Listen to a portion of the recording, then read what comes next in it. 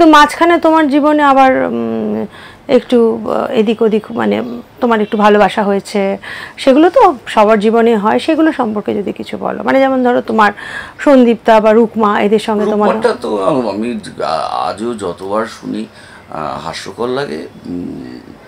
মানে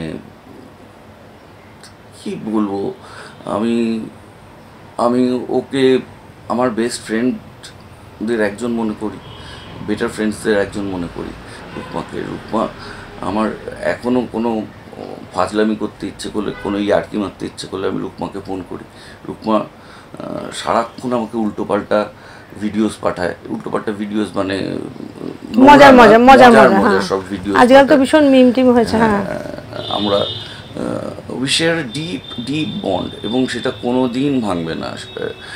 এবং আর বিষয়টা সন্দীপ্তার হলে দেখুন, আমরা কোনো দিনই এটা যে কদিন আমাদেরকে নিয়ে যা আলোচনা হয়েছে, কিন্তু আমরা কোনো দিনই পাবলিকলি বলিনি যে আমরা কোনো সম্পর্কে আছি।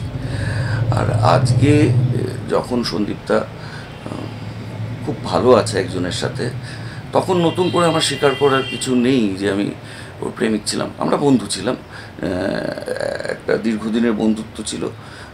এবং কিন্তু একটু বন্ধুত্বের চেয়ে কিছু বেশি হয়তো।